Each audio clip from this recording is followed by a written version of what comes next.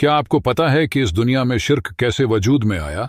अल्लाह ने सिर्फ एक ही दीन भेजा था, यानी इस्लाम।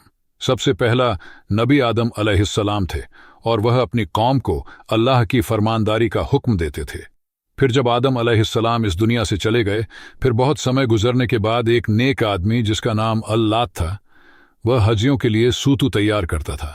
जब वह मर गया तो शैतान इंसान की शक्ल में आकर लोगों से कहने लगा कि ये नेक आदमी तो इस दुनिया से चला गया, तुम इसको देखकर अपना ईमान ताज़ा करते थे।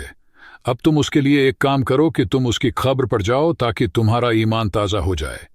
फिर जब दूसरी सदी आई, फिर शैतान ने लोगों को बोला इंसान की शक्ल में, तुम लोग अब रोज जाते हो इस नेक इंसान की खबर पर, क्योंकि एक काम करो कि उसकी तस्वीर बनाओ ताकि जब तुम उसको देखो फिर तुम्हारा ईमान ताज़ा होगा और कब्रिस्तान जाने की ज़रूरत भी नहीं पड़ेगी।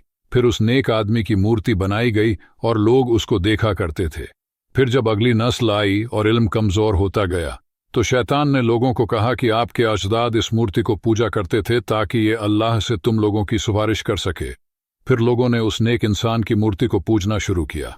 इसी तरह दूसरा एक नेक आदमी था जिसका नाम अल उज्जाह था।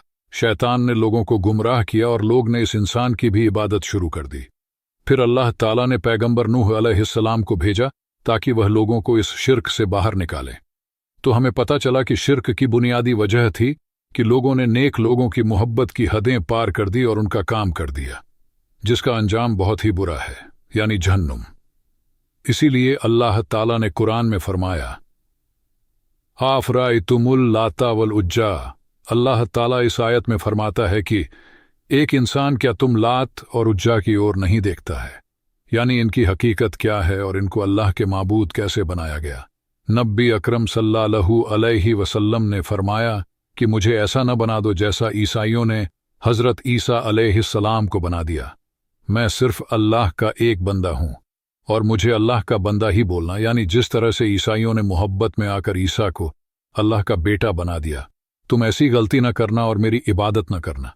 वीडियो अच्छा लगा तो अपने दोस्तों के साथ शेयर ज़रूर करना।